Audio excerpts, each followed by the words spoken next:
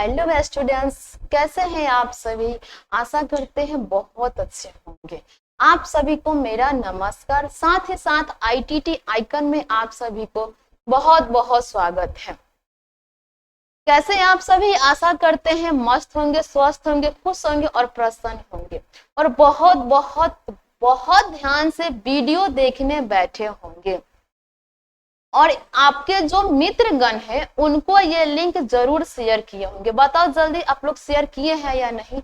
अगर नहीं किए हैं तो जल्दी शेयर कर दो ना भाई, ताकि वो भी इस वीडियो को देख सके, ये भी एक नई कहानी को जान सके, पढ़ सके। आज हम पाठ 2 को शुरू करने वाले हैं। अपना पाठ 2 है ईदगाह। अपना पाठ 2 है ईदगाह, जिसके लेखक है मुंशी प्रेमचंद्र जी। हाँ जी, बिल्कुल सही सुने, ईदगाह, वही ईद जिसमें मिठाइयाँ मीठा मीठा मीठा सेवैया बनता है, जिसमें प्रेमचंद्र जी बहुत सारी बातें बताए हैं। अब सारी बातें को यहाँ बताएंगे तो आप पूरी वीडियो में क्या देखेंगे, इसके लिए आप पूरे वीडियो के अंत तक बने रहिए। देखिए, पहला है बाबू उसमें कवि परिचय, लेखक परिचय में है, बोल रहा है इसके कवि ईदगाह। ईदगाह इसके लेखक है मुंशी प्रेमचंद्र जी। इनका जन्म 31 जुलाई 1880 में उत्तर प्रदेश के वाराणसी जिले के लम्ही गांव में हुआ था। इनका मूल नाम धनपत राय श्रीवास्तव, इनका प्रसिद्ध नाम मुंशी प्रेमचंद्र है। इन्होंने उर्दू साहित्य में भी, उर्दू में भी इन्होंने कविताएं, कहानियां लिखी है, जिसमें उर्दू में इन्हें नवाब राय के नाम से जाना जाता है। इनके पिताजी का नाम अजायब लाल राय, जो एक डाक खाने में मामूली सा नौकरी करते थे। इनके माता का नाम आनंदी देवी था। इनकी पत्नी का नाम शिवरानी देवी था, जो इनकी दूसरी पत्नी थी। पहली पत्नी का इनका देहांत हो गया था। इनकी रचना, इनकी बहुत सारी रचनाएं हैं, जिसमें सेवा सदन, गोदान, कर्म भूमि, गबन, निर्मला आदि जैसे विभिन्न कविताएं, रचनाएं लिखी है इन्होंने। इनकी कहानियां जैसे पूस की रात, पंच परमेश्वर, बूढ़ी काकी, दो बैलों की कथा आदि 300 से अधिक कहानियां इन्होंने लिखी है।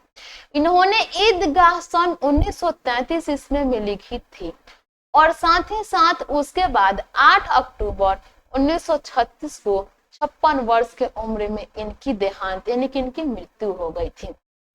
चलिए आगे हम पाठ के सार के बारे में जानते हैं। पाठ के सार में बोल रहे हैं कि प्रेमचंद रचित यह कहानी बाल मनोविज्ञान पर आधारित है। बाल मनोविज्ञान यानी कि छोटे बच्चों के मन पे आधारित है। यह कहानी वंचित बचपन के परिस्थितियों का परमार्मिक ढंग से टिप्पणी करता है। वंचित, यहाँ देखिए वंचित यानी कि बिना खुशी के, हर एक सुख सुविधाएं से उन्हें दूर रहे, वो ऐसी परिस्थितियों के बारे में मार्मिक ढंग से टिप्पणी करता है। अभावग्रस्त जीवन बाल मन को वयस्क की तरह सोचने के लिए मजबूर कर देता है। अभावग्रस्त जीवन जो होता है, यानी कि जब हमारे जीवन में हर एक चीज नहीं मिलता है, तब छोटे से छोटे उम्र में ही एक वयस्क की तरह सोचने पर मजबूर कर देता है। हामिद खिलौने की जगह अपनी दादी के लिए चिमटा खरीद लाता है। सोचिए, एक छोटा सा बच्चा है जो मेला जाता है, मेले में सारे बच्चे मिठाई, खिलौने, विभिन्न प्रकार की चीजें अपने खेलने के लिए खेलते हैं, लेकिन वहीं पे हामिद जो है वो अपनी दादी के लिए चिमटा खरीदता है, क्योंकि उसकी दादी को रोटियां बनाते समय हाथ जल जाया करता है। और दादी अमीना के लिए यह दृश्य गहरी संवेदना की अभिव्यक्ति का कारण बनता है। दादी को लगता है कि काश इस बच्चे को भी वो सब कुछ मिलता जो पड़ोस के बच्चे को मिलता है, और दादी को लगता है कि काश हामिद को भी वो सारे चीज मिलता जो पड़ोस के बच्चे को मिलता है। और इस कहानी का प्रमुख पात्र अपना हामिद है। इस कहानी का प्रमुख पात्र हामिद है। चलिए पाठ के सार में आगे देखते हैं। रमजान के पूरे 30 रोजों के बाद आज ईद आई है। जी हाँ, बिल्कुल सही है। रमजान पूरे 30 दिनों का होता है, उसके बाद ईद आता है, जिस दिन मीठा मीठा सेवैया बनता है, लोग नए नए वस्त्र पहनते हैं, एक दूसरे को ईद की बधाइयां देते हुए गले मिलते हैं। गांव में कितनी हलचल है। ईदगाह जाने की तैयारियां हो रही है। ईदगाह यानी कि जहां रमजान पढ़ा जाता है ईद के दिन, उसे बोलते हैं ईदगाह। तो लोग क्या कर रहे थे, ईदगाह जाने की तैयारियां कर रहे थे। लड़के सबसे ज्यादा प्रसन्न है, वहां पे लड़के जो थे सबसे ज्यादा वही प्रसन्न थे। उनके जेब में कुबेर का धन जो भरा हुआ है, उनके जेब में कुबेर का धन यानी कि 2-4 घर से पैसा मिलने के बाद उनको ऐसा लगता था जैसे मानो कि मेरे पास पूरे कुबेर का धन मिल गया है। बार बार वे अपने खजाना निकाल कर गिनते हैं और खुश होकर फिर उसे रख लेते हैं। वो बारी बारी से करते हैं, अपने जेब से पैसा निकालते हैं, पैसा निकाल करके उसे गिनते हैं और फिर खुश होकर उसे क्या कर लेते हैं, फिर अपने जेब में रख लेते हैं। महमूद के पास 12 पैसे हैं। महमूद के पास कितने पैसे हैं? 12 पैसे हैं। मोहसिन के पास 15 पैसे हैं। इनमें से अनगिनत चीजें खरीदी जा सकते हैं, जैसे खिलौने, मिठाइयां, बगुल, गेंद, ना जाने क्या क्या। बच्चे इतने खुश थे उसी पैसे में, जैसे उनके जेब में कुबेर का खजाना हो और ना जाने उसी पैसे से वो क्या क्या खरीद सकते हैं। सबसे ज्यादा प्रसन्न है हामिद।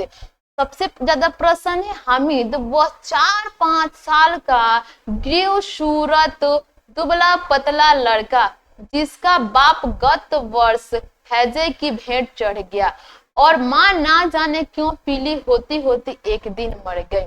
उसके पिता, उसके अब्बा का मौत किस कारण हुआ था जी? तो हैजा के कारण हो गया था। और उसकी अम्मी का मौत ना जाने क्यों पीली होते होते एक दिन मर गई। अब हामिद अपने बूढ़ी दादी अमीना के गोद में ही सोता है, यानी कि उसके अम्मी और अब्बू के मृत्यु हो जाने के बाद उसकी दादी ही उसका देखरेख करती और अपने पास रखती है। अभागिन अमीना अपने कोठरी में बैठे रो रही थी। माइंड मिस्टेक, थोड़ा सा गलती हो गया है, यहाँ पे रो होता है। वो अभागिन अमीना अपने कोठरी में बैठे रो रही है। आज ईद का दिन है और उसके पास एक दाना भी नहीं है। जी हाँ, सही बात है। जब हमारे घर पे कोई त्योहार होता है, खासकर वो त्योहार जो साल में एक बार आता है, और उस दिन भी हमारे पास कुछ नहीं रहता है, तो बहुत रोना आता है।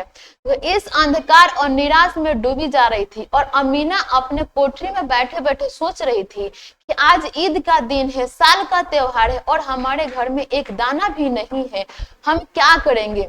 इसी वक्त हामिद भीतर जाकर दादी से कहता है, तुम डरना नहीं अम्मा, मैं सबसे पहले आऊंगा, बिल्कुल नहीं डरना। और हामिद अपने दादी के पास जाता है, यानी कि अम्मा के पास जाता है और जाकर क्या बोलता है, तुम डरना नहीं अम्मा, मैं सबसे पहले आऊंगा, बिल्कुल ना डरना।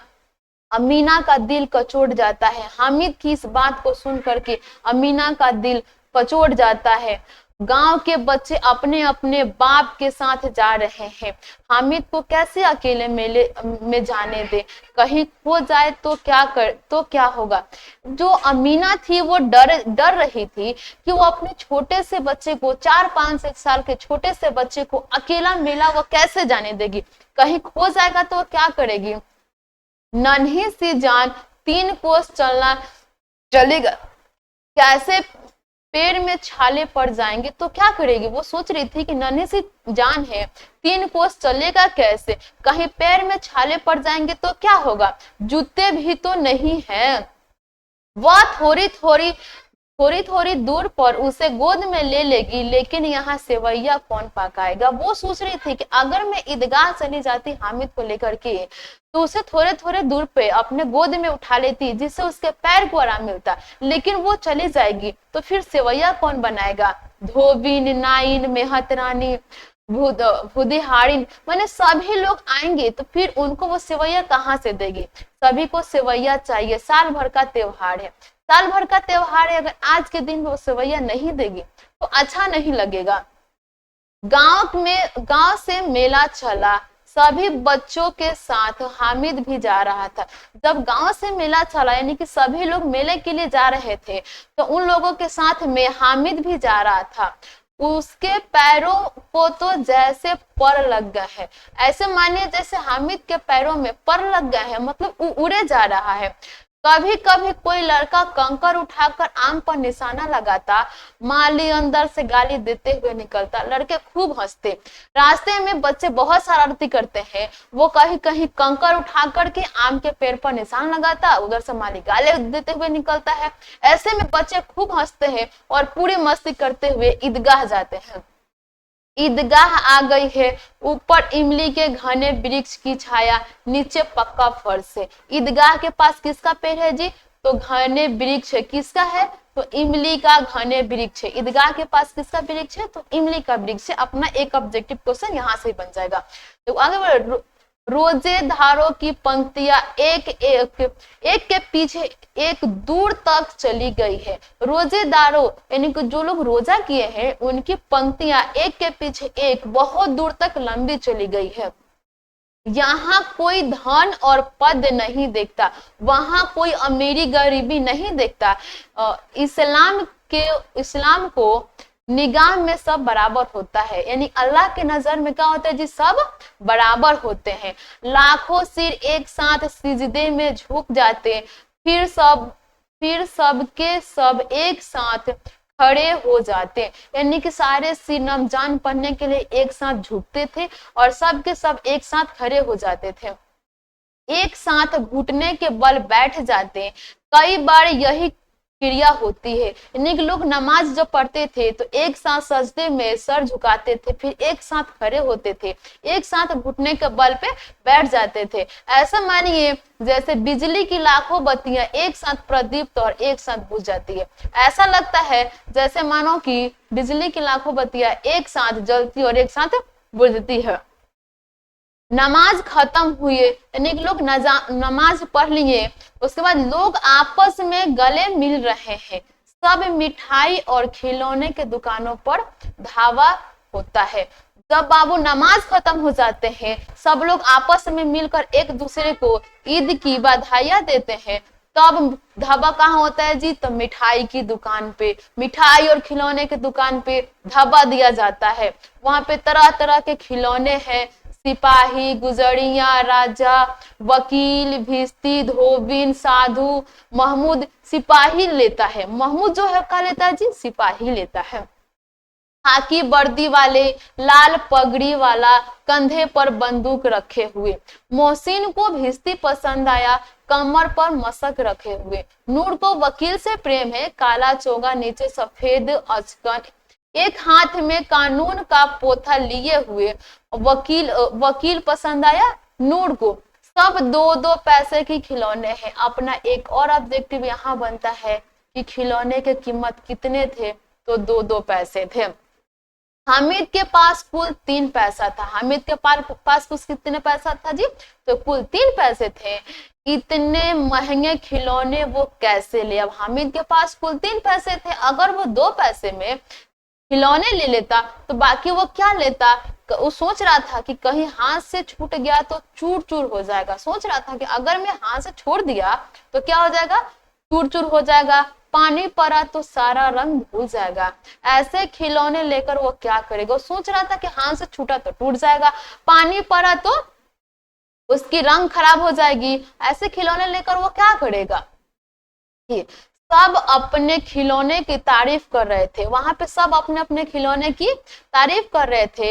हामिद ललचाई आंखों से खिलौने को देख रहा था। चाहता है कि जरा देर के लिए ही सही वो उन्हें हाथ में ले सकता। हामिद उसे ललचाई आंखों से देख रहा था और वो सोच रहा था कि जरा देर के लिए ही सही, पर मुझे भी मिल जाता तो अच्छा लगता। वह हाथ आगे बढ़ाता है, लेकिन लड़के इतने त्यागी नहीं होते, विशेषकर जब अभी नया शौक होता है तब बच्चे खासकर और भी नहीं देते हैं। हामिद ललचाता रह जाता है। जब बच्चे के पास नई नई चीजें मिली होती है तो बच्चे खासकर और उस समय देने के चाहत में नहीं रहते हैं। मिठाइयों की दुकानें आती है, जब खिलौने की दुकान समाप्त होते हैं तब मिठाइयों की दुकानें आती है। किसी ने रेवड़िया ली, किसी ने गुलाब जामुन, किसी ने अनेक प्रकार की विभिन्न प्रकार की मिठाइयां ली। सोहन ने हलवा मजे से खा रहे थे, सोहन हलवा मजा से खा रहा था, लेकिन हामिद अभागे के पास सिर्फ 3 पैसे हैं, क्यों नहीं कुछ लेकर खाता। लेकिन सिर्फ हामिद के पास महज 3 पैसे हैं और उसके दोस्त सब मित्रगण सोच रहे थे कि आखिर कुछ क्यों नहीं लेकर खाता। मोहसिन उसको लालसाई नजरों से देखकर कहता है, हामिद रेवड़िया ले खा, कितनी खूबसूरत है। उसे मोहसिन क्या करता था, तो बोलता था कि हामिद ये ले रेवड़िया, तू भी खा ले, देख कितना खूबसूरत बना है, टेस्टी पे है। जैसे ही हामिद हाथ आगे फैलाता, मोहसिन रेवड़िया अपने मुंह में रख लेता। महमूद, नूर और सम्मी खूब तालियां बजा बजा कर हंसते। हामिद खिसिया जाता है जब उसे मोहसिन बोलता है कि हामिद लो, तुम भी रेवड़िया खा लो, कितनी खूबसूरत बनी है। जब वो हाथ फैलाता था तो मोहसिन क्या करता था, वो अपने मुंह में रख लिया, जिससे उसके दोस्त सब तालियां बजा बजा कर हंसने लगे, जिससे हामिद को गुस्सा आ रहा था। तो मिठाई की दुकान के बाद लोहे की चीज मिली। देखो, मिठाई के दुकानों के बाद लोहे के चीजों का दुकान है। जब खिलौने और मिठाई की दुकान समाप्त हो गई तो किसका दुकान आया जी, लोहे का। लड़कों के लिए यहाँ कोई आकर्षण नहीं था, यानी कि छोटे छोटे बच्चे हैं, वो लोहे के दुकान पे क्या करने जाएंगे, उनके लिए वहां आकर्षण के लिए कुछ था ही नहीं। वे सब आगे बढ़ जाते हैं। हामिद लोहे की दुकान पे रुक जाता है। कई चिमटे रखे हुए थे, उसे ख्याल आया दादी के पास चिमटा नहीं है। तवे से रोटियां उतारती है तो हाथ जल जाता है। जब सारे बच्चे लोहे के दुकान से आगे चले जाते हैं तब हामिद को याद आता है, उसको ख्याल आता है कि उसके जो दादी के पास चिमटा नहीं है, वो तवे से जब रोटियां उतारती है तो उनके हाथ जल जाता है। अगर वो चिमटा लेकर जाएगा, दादी को दे देगा, तो क्या वो कितनी परेशान होगी।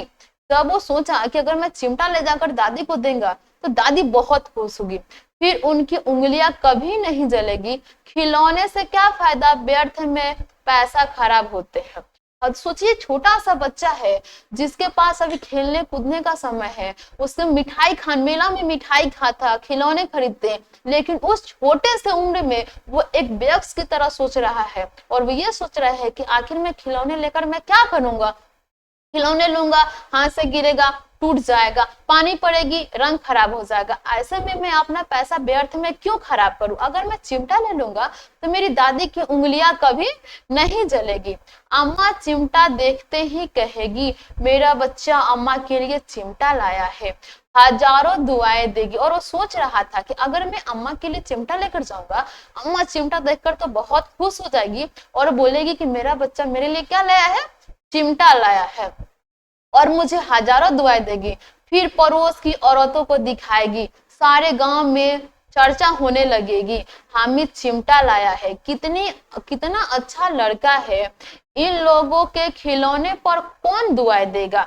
वो सोच रहा था कि हामिद के चिमटा पे तो सब दुआएं देंगे, अब बाकी सबके खिलौने पे कौन दुआएं देने जाएगा।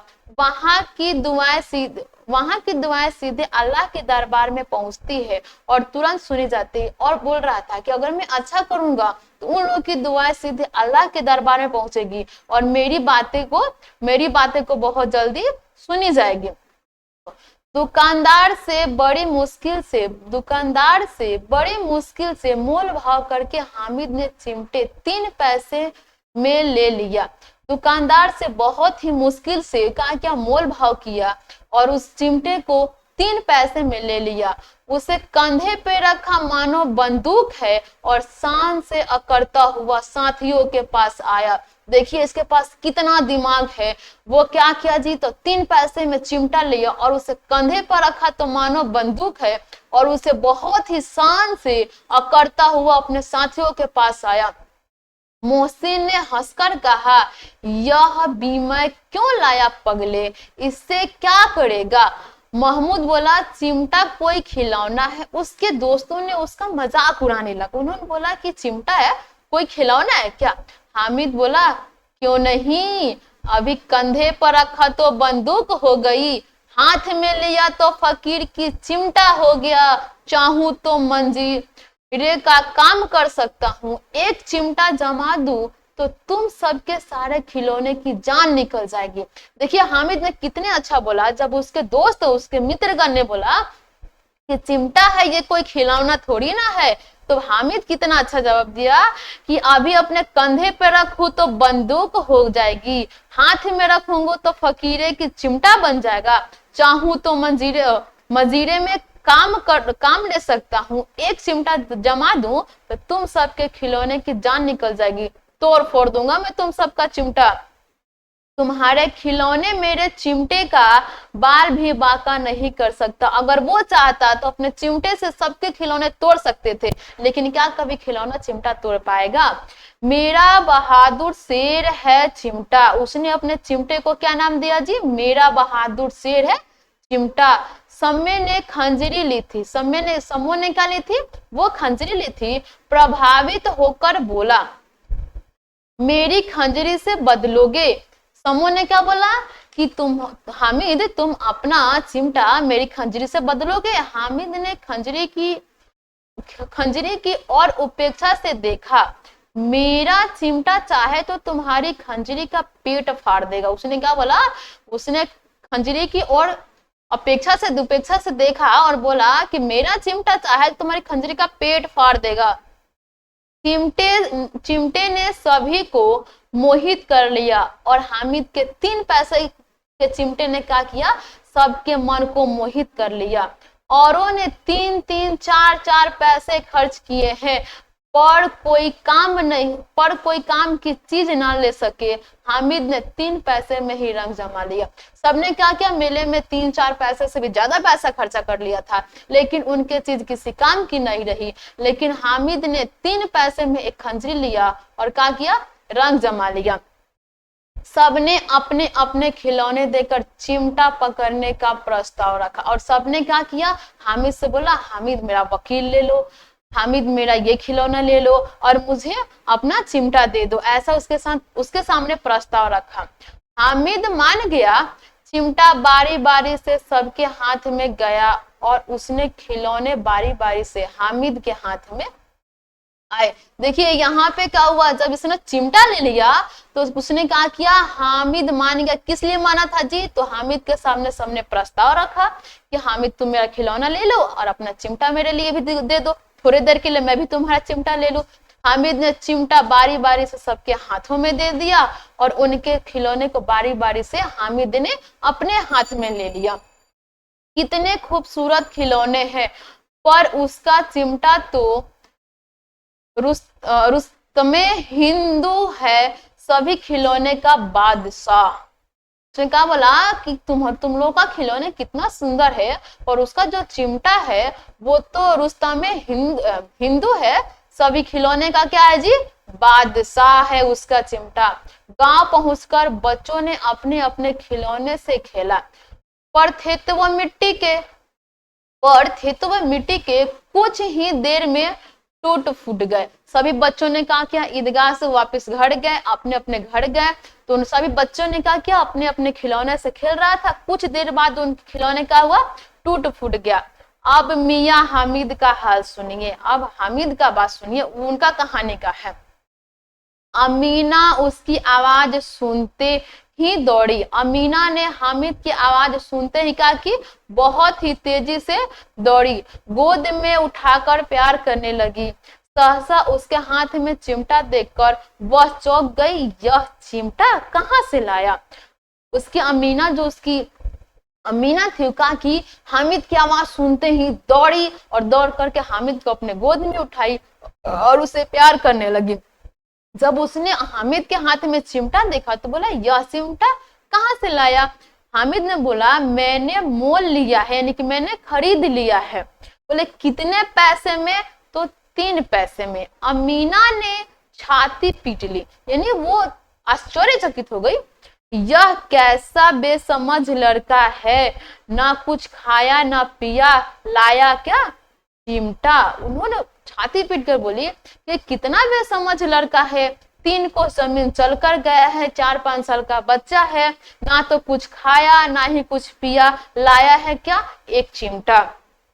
सारे मेले में तुझे और कोई चीज ना मिली जो यह लोहे की चिमटा उठा लाया। उसकी दादी बोल रही थी अमीना कि तुमको सारे मेले में कुछ और चीज नहीं मिला था जो ये चिमटा उठा करके लाया। हामिद ने अपराधी भाव से कहा, हामिद ने किस भाव से कहा, अपराधी भाव से, तुम्हारी उंगलियां तवे से जल जाती थी इसलिए मैंने इसे ले लिया। हामिद ने अपराधी भाव से क्या बोला कि माँ रोटी बनाते समय तुम्हारी उंगलियां क्या होती है, जल जाती है, इसलिए मैंने इसे ले लिया। बुढ़िया का क्रोध तुरंत स्नेह में बदल गया। बुढ़िया यानी कि जो अमीना थी पूरे गुस्से में बोली थी कि तुमको पूरा मेला में कुछ और नहीं मिला क्या, ये क्या लाया है, चिमटा, ना कुछ खाया ना पिया। तो हामिद ने अपराधी भाव से कहा, बहुत ही विनम्र से कहा कि अम्मा तुम्हारी उंगलियां रोटी बनाते समय तवे से उतारते वक्त क्या होती थी, जल जाती थी, इसलिए मैंने इसे ले लिया। तब बुढ़िया का क्रोध क्या हुआ जी, तुरंत स्नेह में बदल गया। यह स्नेह मुख था, खूब ठोस रस और स्वाद से भरा हुआ। बच्चे में कितना त्याग, कितना सद्भाव और कितना विवेक है, ये देख करके अमीना का जो क्रोध था वो स्नेह में बदल गया। दूसरे को खिलौने लेते और मिठाई खाते देखकर कितने ललचाया होगा। उसने सोचा, अमीना सोची कि आखिर हामिद जब सारे बच्चे मिठाइयाँ और खिलौने ले रहे होंगे, ये देखकर कि हामिद का मन कितना ललचाया होगा। मन इतना जब्त इससे कैसे हुआ, यानी कि अपने मन को इसने कैसे समझाया होगा। वहां भी इसे अपनी बुढ़िया दादी को याद बनी रही। उसने सोचे कि मेला में भी उसे कुछ और याद नहीं था, बस उसे अपनी बुढ़िया दादी ही याद रही। अमीना का मन गदगद हो गया, अमीना की आंखें भर आई। दामन फैलाकर हामिद को दुआएं देती जाती थी और आंसुओं की बड़ी बड़ी बूंदे उसके आंखों से गिर रहा था। हामिद इसका रहस्य क्या समझेगा, हामिद जो था इसका रहस्य क्या समझे था, वो तो बहुत ही, वो अपने दादी के लिए चिमटा इसलिए लाया था क्योंकि उसके दादी को रोटियां बनाते समय जब वो तवे से उतारती थी तो क्या होता था, हाथ जल जाती थी, जिसके लिए वो बिना कुछ अपने लिए सोचे समझे दादी के लिए कहा कि चिमटे लिए लिया। लेकिन जब दादी देखी तो बहुत ही क्रोधित हो गई और उसे क्रोध से बोली, क्या तुम्हें पूरे मेले में कुछ और नहीं मिला जो तू चिमटा लाया है। तो उसने बहुत ही अपराधी भाव से कहा कि तुम्हारी उंगलियां जल जाती थी अम्मा, इसलिए मैंने क्या किया, चिमटा ले लिया। ये देख करके अमीना का जो क्रोध था वो स्नेह में बदल गया और अमीना की आंखें भर गई, उसके मन गदगद हो गया और दामन फैलाकर हामिद के लिए दुआ मांगी और आंखों से बड़े बड़े आंसू के बूंदे भी गिर रहे थे। चलिए, तो इसी के साथ अपना चैप्टर हम लोग पूरा पाठ 2 पढ़ लिए। आशा करते हैं आप सभी को अच्छे से समझ में आ गया होगा। इसके नेक्स्ट वीडियो में मिलते हैं क्वेश्चन आंसर के लिए। तब तक आप लोग इस वीडियो को बहुत अच्छे से देख लीजिएगा, स्क्रॉल करके बिल्कुल मत देखिएगा ताकि समझ में आपको नहीं आएगा। तब तक के लिए मिलते हैं, बाय, टाटा।